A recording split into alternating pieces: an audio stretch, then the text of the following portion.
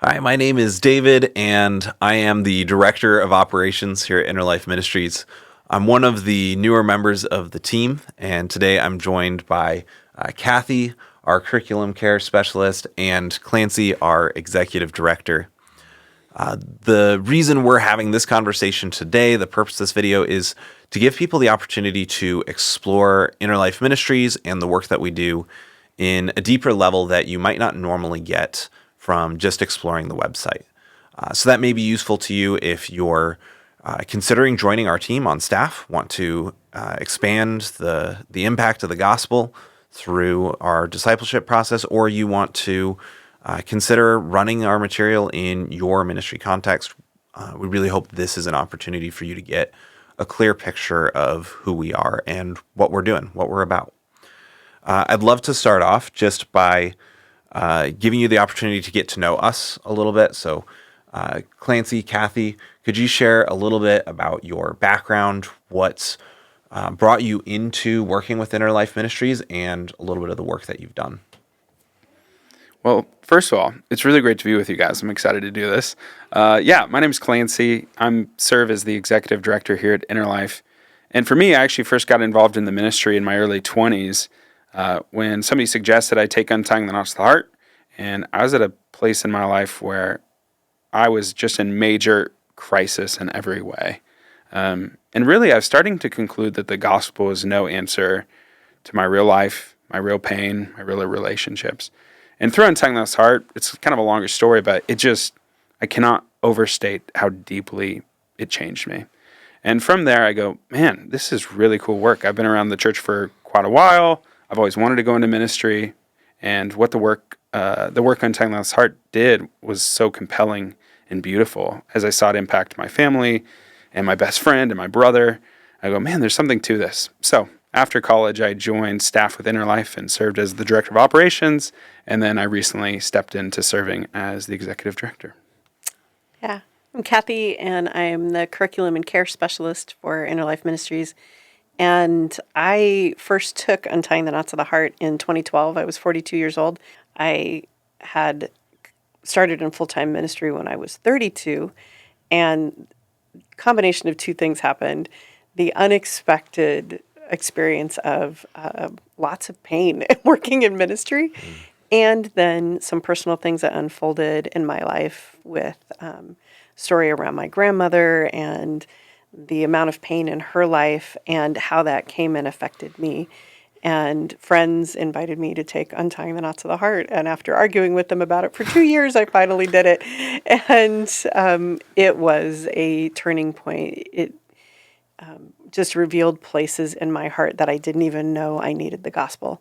And really, by the end of that experience, even though I had been in ministry full-time for 10 years at that point, I knew that God was inviting me to come be in this kind of transformational work. So I have a curriculum background, but the level of transformation that could happen in this particular context had me whisper to somebody not long after the group, like, I think I'm supposed to be part of this.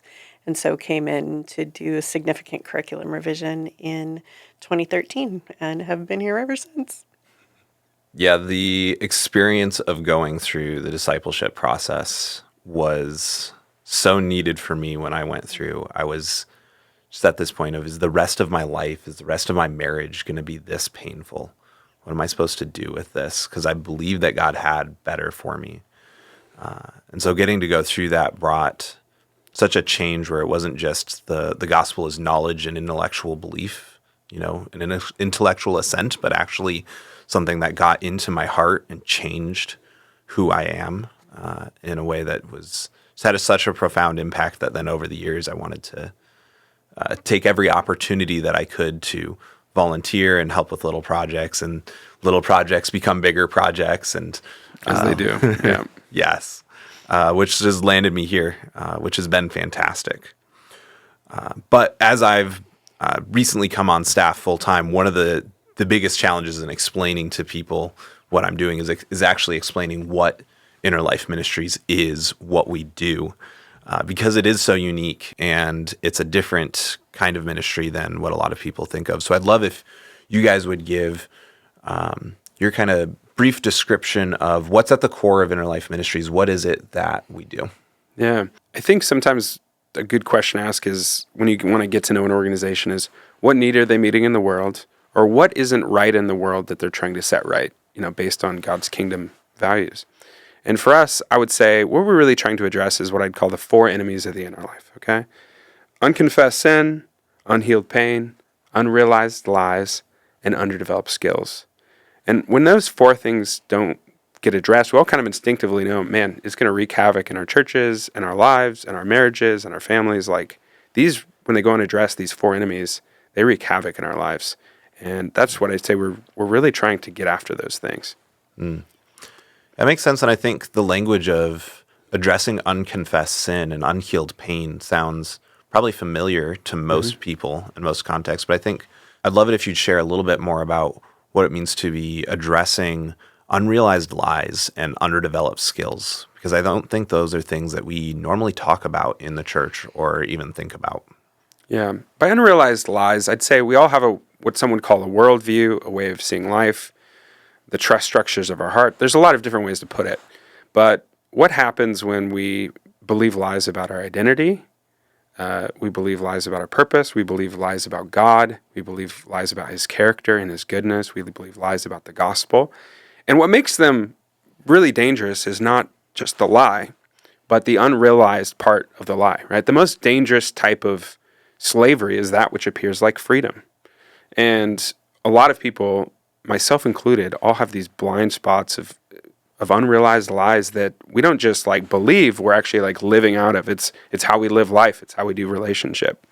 And on the underdeveloped skills, that's just our way of saying basically, and I'd say this pretty strongly, a vast majority of Christians don't have the spiritual, emotional, and relational skills to do life well, marriage well, community well.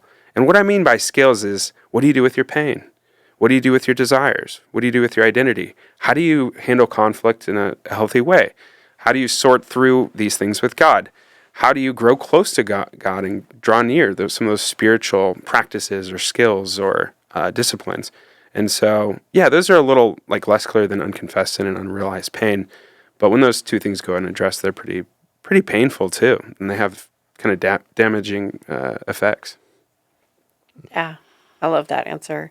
And I often think of this in terms of how InnerLife Ministries and Untying the Knots is what comes into that gap between our stated belief and our operational belief. For so many believers, and I think that's where the pain sits, but this is what I believe, this is what I think I know, and this is what I thought the gospel would do. And yet here I am functioning in ways that I don't think align with the gospel, that don't align with what my heart needs. I'm still in this level of pain, and I don't know what to do about it. And for me, as I came into this, part of some of the language that I fell in love with was I'd come out of missions and taking the gospel to the remotest parts of the earth. And I love the picture of that this actually takes it to the remotest parts of our heart. And again, can I know my own heart? We make space, we slow the gospel down, put it in a safe environment, and just allow people to steep in it together so that more territory in my heart can be given over to the Lord, and I can actually experience God closing that gap between what I say I believe and what I think and how I actually begin to function. Yeah.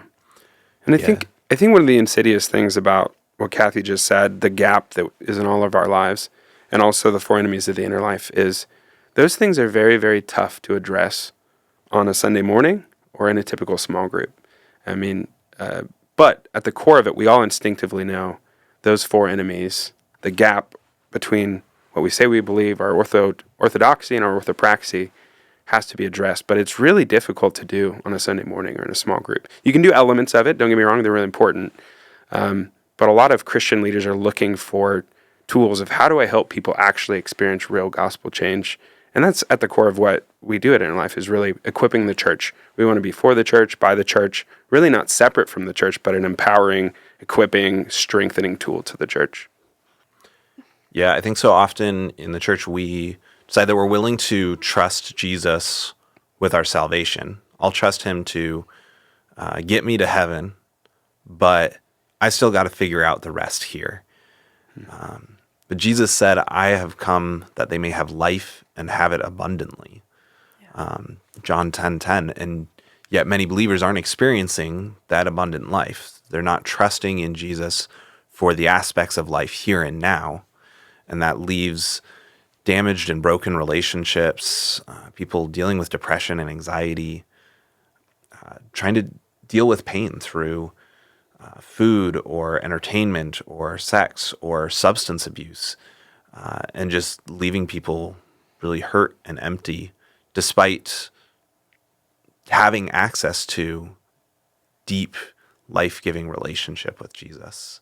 And that's really at the heart of what we want to do, is help people see the level of love that they can experience from God. And I'd love to hear you guys share just a little bit. I know that's kind of the heart of how the ministry started, but if you share a little bit of the story of how we got from seeing that pain and that brokenness and a desire to address that in people's lives. Yeah. I think every organization, or most organizations, begin with an ache, a call, a pain. And it was no different for us. So our founder, Tim, worked for Campus Crusade for Christ, now known as Cru, and loved discipleship, loved evangelism, and was just really, if you don't know what Cru does, basically they work with college students, evangelizing, discipling on college campuses. And what he'd see after 15, 20 years on the field, just going, man, so many college students are being wiped out of the faith. And it's not by the Bible isn't true or Jesus isn't the Son of God.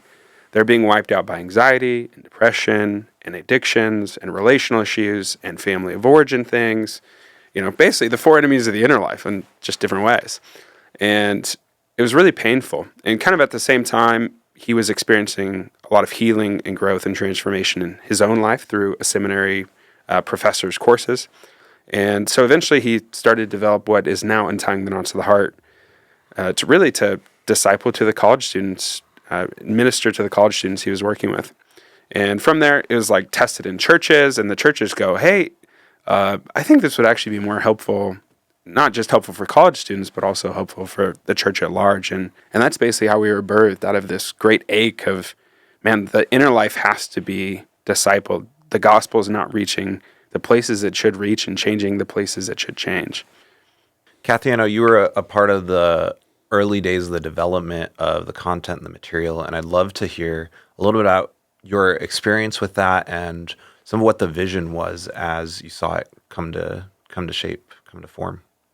What I have loved about the vision of Inner Life, all the way from the early days to now, has included this realization and engagement with the fact that the gospel was meant to be deeply transformative. That's something that is more powerful than any of the ways we were shaped by our family or our culture or our own choices, is offered through the work that God does and the work of Christ on the cross.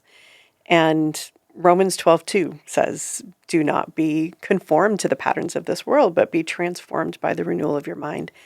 And this is not just information, it's information in the context of relationship, which is what the gospel is. This is a relationship with God, with Jesus, with the Holy Spirit, and the vision of seeing people deeply transformed so that they have more of God and more of the experience of being shaped to look like his son. Yeah, that Romans 12:2 passage is one that we get to dig into and explore, and that transformative power of the gospel really is at the core of what we do and why it has so much impact. But sometimes it is still hard to explain the how. How is what we're doing different than just another Bible study, another discipleship book, whatever that might look like. So I'd love to unpack a little bit more in-depthly of what our discipleship process really is and what it looks like.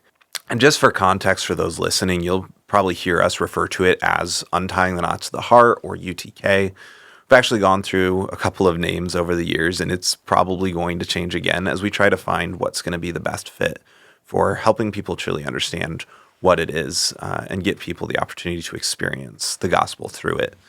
But Clancy, I'd love for you to just tell me a little bit about what the basic setup is. What might the experience for someone participating in this discipleship process look like?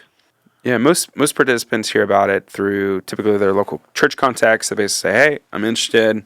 I'd like more information," and they meet with the facilitator to do what we call a pre-group meeting. And all that means is basically they're having a conversation with the facilitator, just make sure it's the right season, it's the right fit, and we introduce them to what we call our group norms and values, which is really the foundational lesson one. Make sure that everybody's mutually committed to what we call our norms and values. Yeah, which that is pretty unique to, your average church Bible study. You don't have a set of norms and values to agree to that before you get started. And so I'd love you to unpack what are those a little bit and what makes those an important part of the process. Yeah, to name a few, it's commitment to confidentiality, commitment to not fix each other, commitment to homework, saying, hey, we're not just going to have a lackadaisical attitude. We're going to do our readings. We're going to be mutually committed to this process.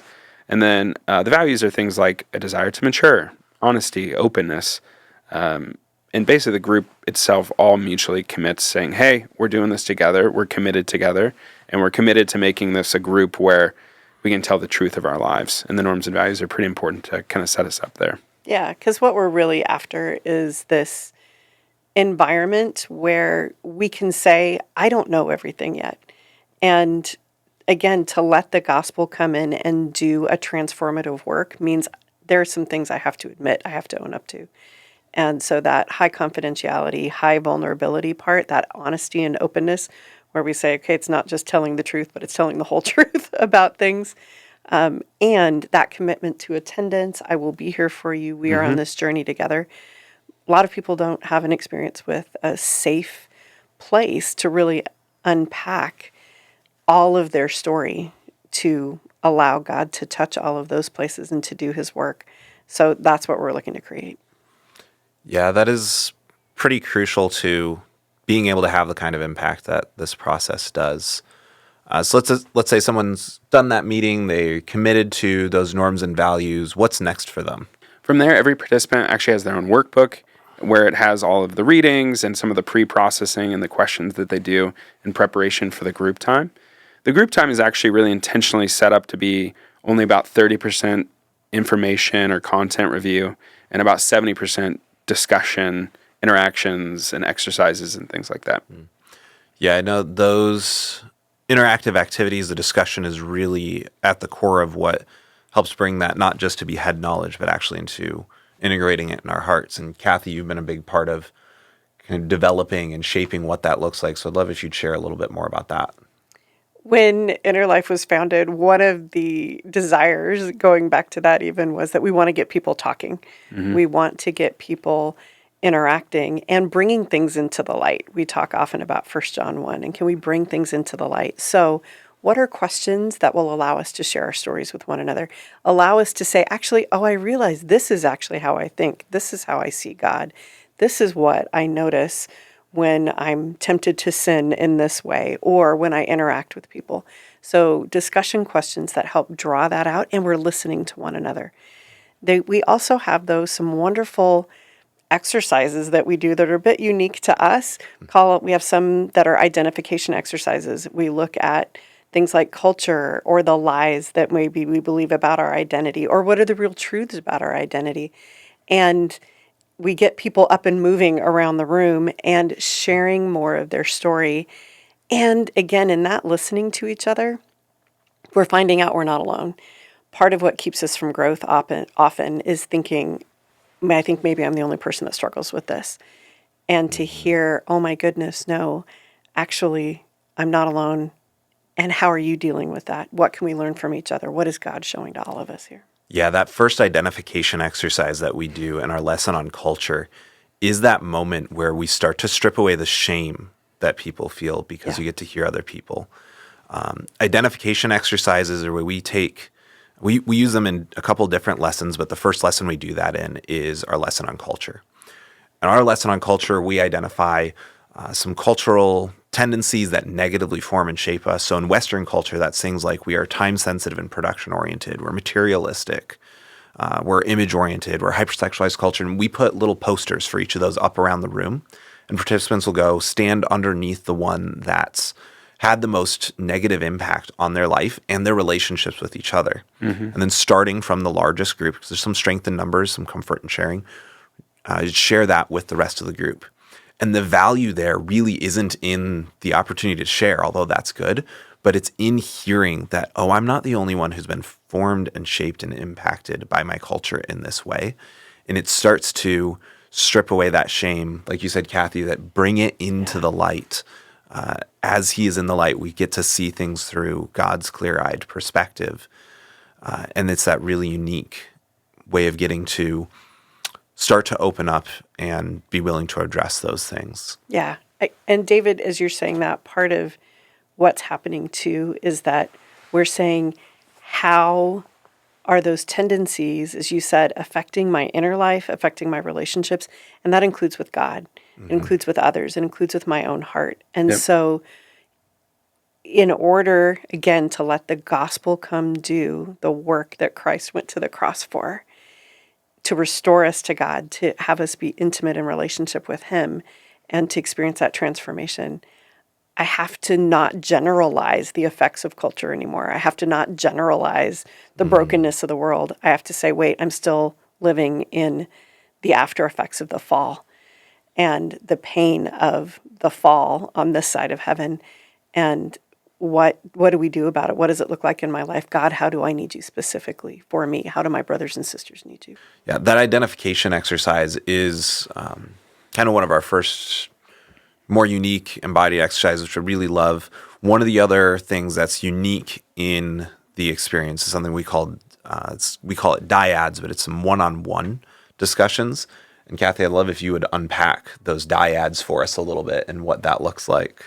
Dyads are great because it's just two people responding to what could be a general discussion question, but not everybody processes best in a big conversation. And we don't even always process best in that space. So in dyads, we ask people to pair up with somebody the same gender, and each person takes a turn answering a question that we've posed or sharing a part of a story that we've invited them to tell, and the other person is just listening. We don't often have places in our culture where we are listened to intently and where we get to actually speak and hear, oh, that's what I think as I'm saying it out loud, and you're actually listening to my story. So we just pair people up and let them take turns doing that. And the other person is not giving advice. They're not responding. They're not coaching. They are just listening and being present.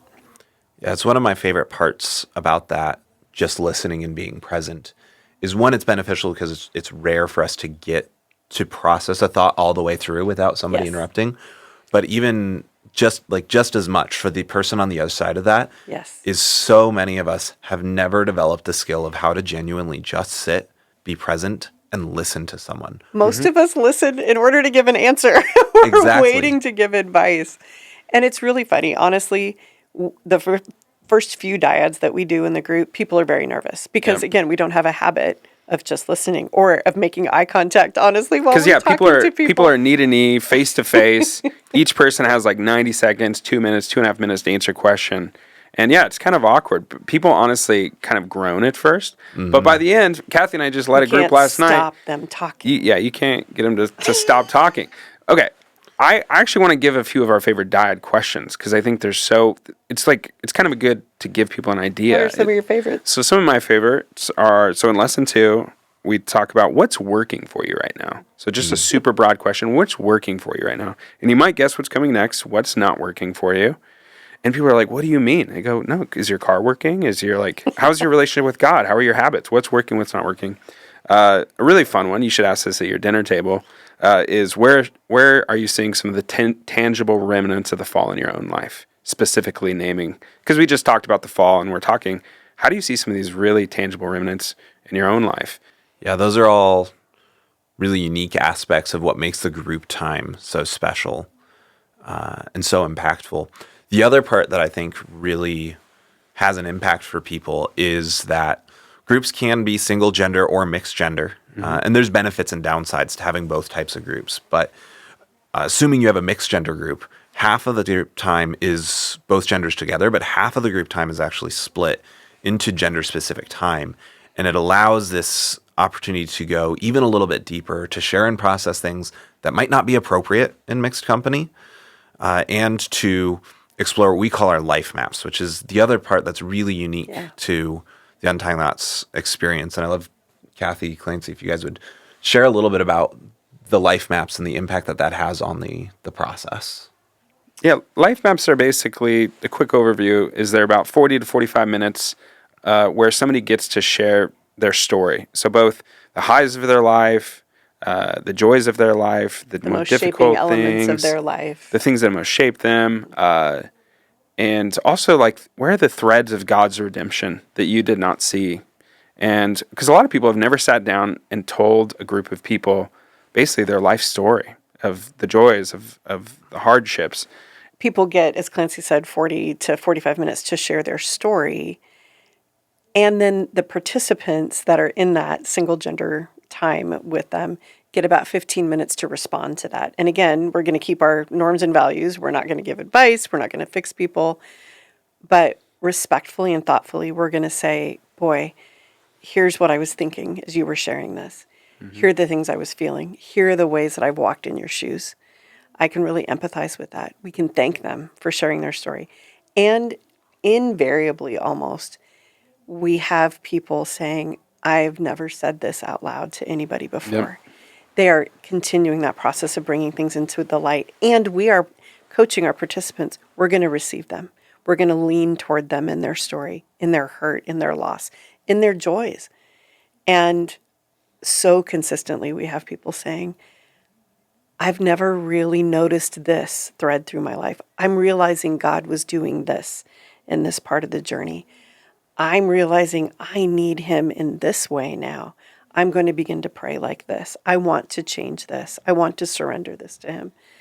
And the gift of not hiding, the gift of the freedom of I don't have to pretend to be somebody else. Mm-hmm. I actually am noticing what it is I need to take off, that what parts of the old man are still hanging around.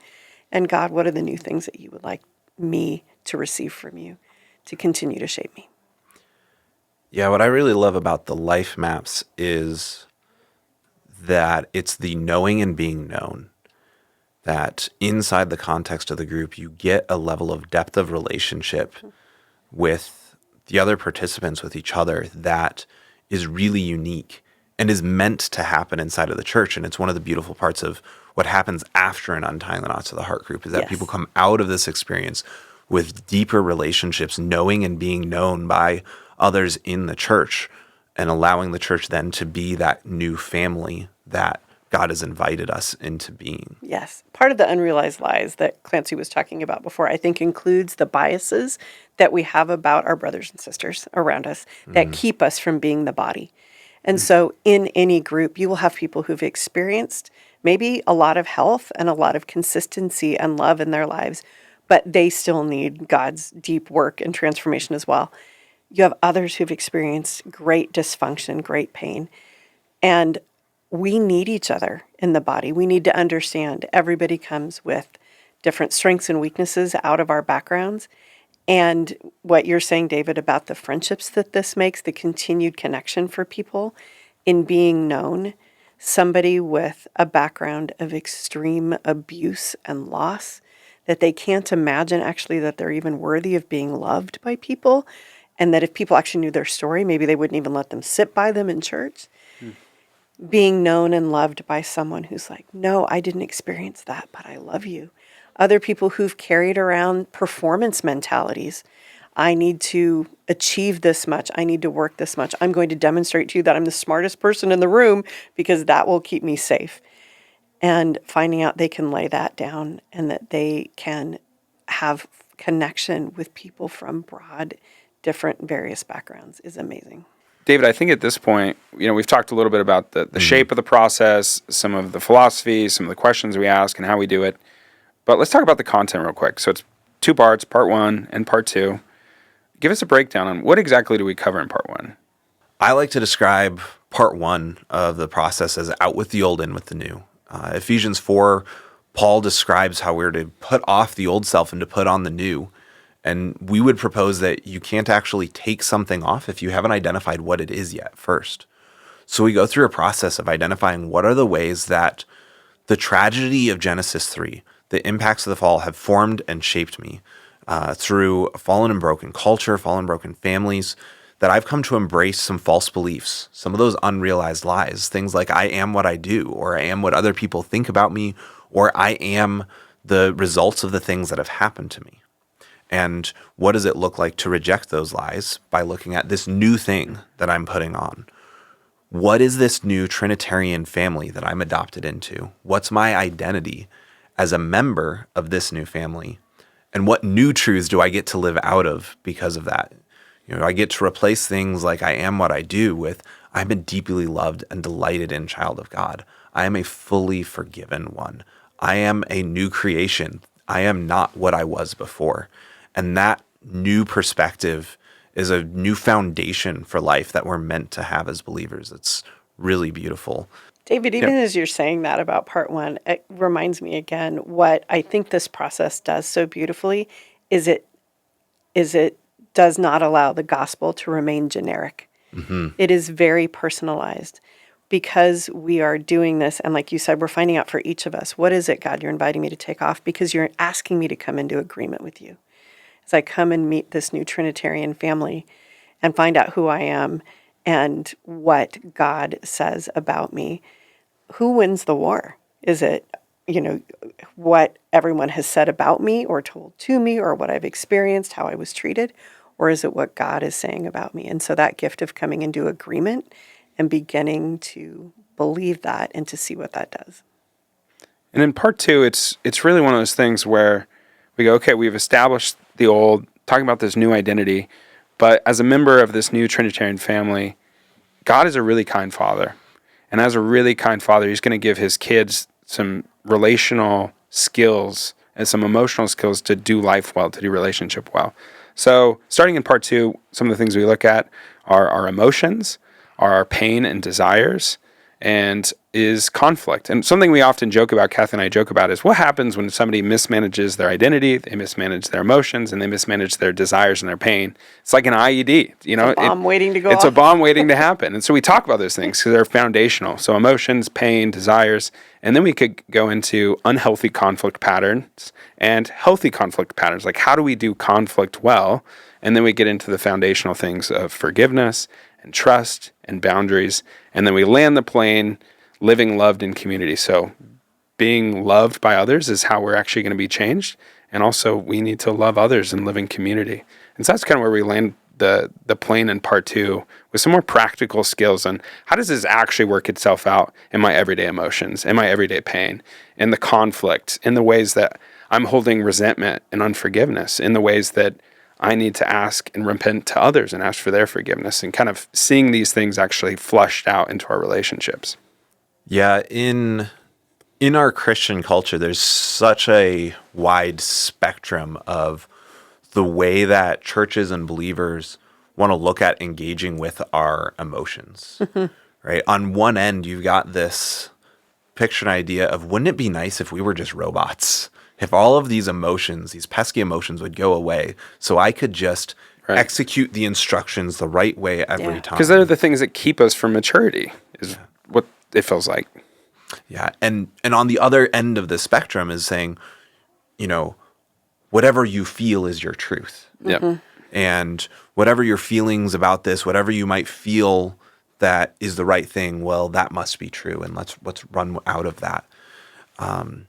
And having a mature, healthy perspective on how God created us in his image. Yes. He made us with emotions. He has emotions, right? Shortest verse in the Bible, Jesus wept. We know that God is an emotional. They weren't mechanical tears. Yeah. God is an emotional God, and that's part of the way that he designed us in his image. So what is his design for emotions in us? How are we to understand those? And in particular, then especially pain. And what is pain designed for? And what are we supposed to do with our pain? What do we do when we hurt? Yeah. And how do we not hurt others in that? Yeah. Because what do we do when we have pain by default? Yes. Most of us, it's some sort of unhealthy coping structure. Is it, can I distract myself? Can I avoid it? Can I medicate it? Can I bury it? So many of us are trained to bury our pain, and it doesn't stay buried is the problem. Yeah. And so, yeah, what does God say he wants to do with that? How does he want to deal with it? Because we're all going to experience it. Life is a daily experience of loss, hurt, and pain in some way, either by my own choices or the choices of somebody else. And if pain is not a continuing punishment from God, it's not, this judgment over me about God's perspective on me or his love or his faithfulness, then what do we do with it? How do we engage with it? How do we give it to him? And how do we allow him to be the comforter? Yeah. Spoiler alert for the content. The answer is you bring it to God. We say that a good and loving Heavenly Father actually wants to care for our heart and our pain and heal us and give us the structure for how to do that. And so it's one of the most valuable tools that I learned going through the process the first time was one of the most life-changing things was how do I actually just take my pain to God instead of saying, I've got to handle this all on my own. And then those relational tools of what does this healthy communication look like, trust, forgiveness, healthy boundaries, where you live in a world where so many people default to unhealthy boundaries, whether that's either too strong or too weak. Exactly, either too strong or too weak. And that's one of the most common questions I get when I explain to someone what we do. Is they say, oh, is this one of those things where my kid is going to go through it and afterwards they're never going to want to talk to me again because all of my friends, they say, oh, I need to establish some boundaries. It's like, no, that's in most cases, that's probably not actually a healthy boundary. No. And so what does healthy boundary actually mean in the context of our relationships with each other and our relationship with God, which is something we really don't think about very much. And David, as you say that, as people think, will this wind up isolating me from people? Are you just in a process where you're looking for somebody to blame for your pain? We would say absolutely not, because part of what is central at the core of what we talk about is that we are made in God's image. Therefore, everyone has innate worth and value. And so how can we get God's clear-eyed perspective on everybody's story, on their value as a person, to create compassion for those who didn't have skills to be able to treat others well, who didn't know how to cope with their pain. And even if we experience hurt from that, what does it look like to practice forgiveness and a re-extension of trust where that's appropriate? And it's not simple. Honestly, none of this is simple. Forgiveness is not inexpensive. It is not an easy thing, but Christ made it clear that it is crucial. God said, this is the way that you are restored to me, that you are restored to one another, and that you are honest in this journey. And that's a huge part of what this experience creates space for. Yeah, the heart and the hope for people going through the process is that they come out the other side with healthy perspectives about who they are that align with God's word, who he says we are. And that then they can take those new perspectives into some healthy tools and healthy relationships, especially inside of the church, that it would shape the culture and relationships of a church community. So as participants go through this group, the thing that makes this great experience possible for them to have these, healthy relationships inside the church is really the facilitators who facilitate the groups in the local ministry context. And so, Clancy, I'd love if you would share with us what the process looks like for someone who facilitates a group, how they become a facilitator, and the support that they receive through it, because I know that's one of the things that we really care about is supporting the facilitators through that process. Yeah, as a ministry, one of the fundamental things we don't want to do is basically drop off a box of curriculum and a couple of videos and say, hey, good luck, let us know how it goes. So our process looks quite a bit differently. We actually have staff that help you through the process. So the first step for facilitator is they meet with a member of our staff and we get them set up for our online training that takes about 3, 4, 5 hours depending. And then we also have somebody that meets with you after the training and helps you with next steps of how do I launch? How do I schedule a group? What's the best way to fill my group? How do I do pre-group interviews? All these kind of questions that they have.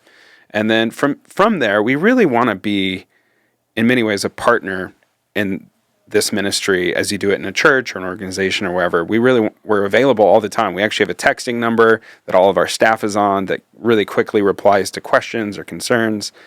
So that's part of how we set it up. We really do not want to We're designed to support our facilitators as they support it's really our highest priority is to care for facilitators, equip them, because they are the heart of this, and they give participants the good experience. Yeah. We've gotten to explore a lot about InnerLife Ministries, what we do, where we've come from, and the impact of the discipleship process that we equip churches and ministries to go through. Clarence, I'd love if you would share just a little bit of what's the vision for the impact that we want to have long term. What's the impact on someone who's gone through this process and coming out the other side of it? Probably the best way to talk about the vision is to actually talk about what we've seen. What I love about Untitled Heart is it actually runs in a lot of different contexts. We have women in a rescue mission in the Northwest. And we also have career-long missionaries that have been on the field for 30 years. We have it run in churches that people that have been a Christian for 40 years. And we've had people that actually become a Christian through taking Untitled Heart. So I'd say just the breadth of how it meets people. And the reason it works is because Untitled Heart, there's nothing unique in Untitled Heart. What makes it unique is, what makes it powerful, what gives it the power is just the Bible. It's scripture, it's the gospel. It's the gospel fleshed out.